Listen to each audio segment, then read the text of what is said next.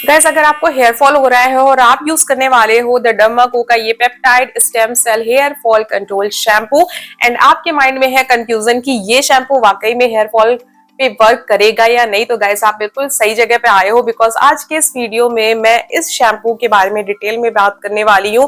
क्या इस शैम्पू के प्लस पॉइंट है, क्या माइनस पॉइंट है, किस तरह के हेयर पे ये काम करेगा वगैरह वगैरह, ये सारी चीजें आज के इस वीडियो में हम लोग डिस्कस करेंगे। एंड आपको मैं बता दूं गाइस, ये शैम्पू तो हाफ खत्म हो चुका है। इसके अलावा ये बॉटल भी मैं पूरी यूज कर चुकी हूँ। तो आज जो भी चीजें मैं आपसे शेयर करूंगी वो मेरे पर्सनल एक्सपीरियंस पे है। So without any delay video start करते हैं।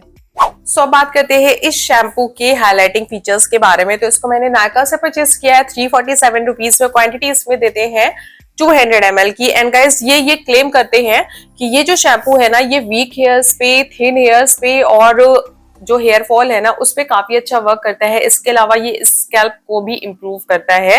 एंड इनके जो मेन इंग्रेडिएंट हैं वो है कॉपर पेप्टाइड स्टेम सेल मतलब प्लांट एक्सट्रैक्ट बोल सकते हैं, प्लांट बेस्ड होता है ये। एंड एनागेन है, एनागेन मतलब पी एक्सट्रैक्ट। एंड इसके अलावा इसमें है फॉलिजन एनालोप। एंड ये है इसका टेक्सचर मतलब थिक है, जैसा शैम्पू का होता है वैसा ही है, आप देख सकते हो। अब बात करते हैं मेरे एक्सपीरियंस की एंड इस शैम्पू के पॉजिटिव पॉइंट्स की।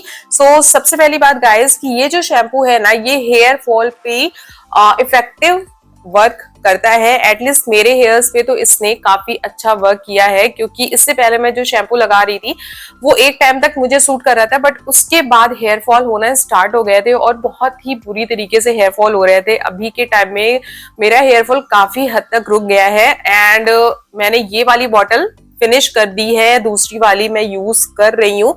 तो इसने मेरे हेयर को तो काफी अच्छे से मतलब हेयर फॉल को रिड्यूस किया है, काफी इफेक्टिवली रिड्यूस किया है। ऐसा नहीं है कि एक ही या दो वॉश में ही हेयर फॉल होना कंट्रोल हो गया एकदम से, ऐसा नहीं है। ये पूरी बॉटल मैंने खत्म कर दी थी, उसके बाद कहीं जाके मुझे ऐसा फील हुआ कि मेरे बाल अब रुक रहे हैं, मतलब उतना हेयर फॉल नहीं हो रहा है। तो सबसे पहली बात तो ये। दूसरी बात गाइस कि ये जो प्रोडक्ट है ना, ये जो शैम्पू है ना, ये मिनरल ऑयल फ्री है, पैराबिन फ्री है, सल्फेट फ्री है एंड डाइज फ्री है। तो जहां और जो शैम्पू होते हैं जिनमें ये सारी चीजें होती हैं, तो वो आपके हेयर को लॉन्ग टर्म में डैमेज कर सकते हैं।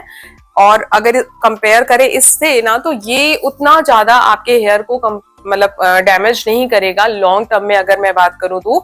एंड ये जो शैम्पू है ना, ये माइल्ड है, स्कैल्प पे भी काफी अच्छा है, स्कैल्प में कोई भी इचिंग इरिटेशन वगैरह नहीं फील होती है।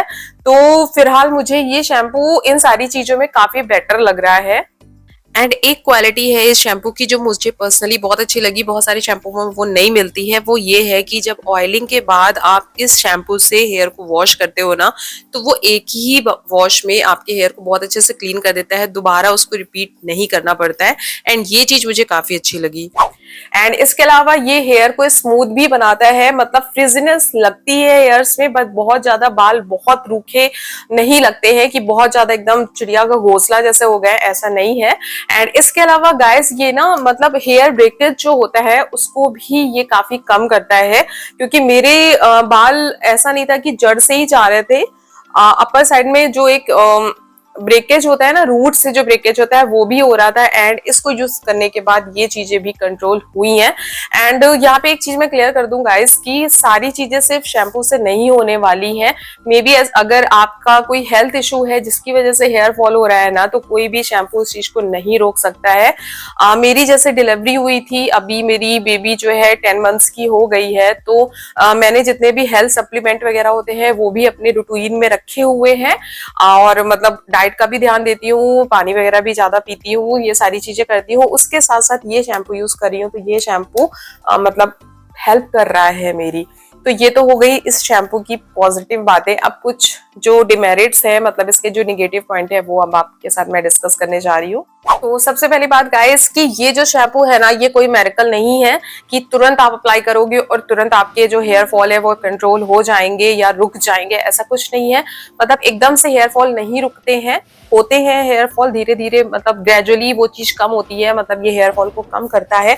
बट मैं ये बिल्कुल भी नहीं बोलूंगी कि एक ही बार में ये आपके हेयर फॉल को कंट्रोल कर देगा, ऐसा नहीं है। इसके अलावा गाइज आपको क्या प्रॉब्लम है, मतलब आपका किस वजह से हेयर फॉल हो रहा है, ये मैं नहीं कह सकती हूँ। तो अगर सिर्फ अच्छे शैम्पू की वजह से हो रहा है कि मतलब आपको एक ठीक शैम्पू नहीं मिल रहा है, एक माइल्ड शैम्पू नहीं मिल रहा है, तो उसका आंसर ये हो सकता है। बट अगर आपके, जैसे मैंने पहले भी बोला कि कोई मेडिकल इशू है ना, तो उसकी वजह से हेयर फॉल हो रहा है, तो मे बी वो ना रुके, आपको उसके लिए अच्छे किसी डर्मेट से या आपके जो भी फिजिशियन वगैरह है उनसे बात करिए, और जो एक प्रोसीजर होता है, मतलब जो करेक्ट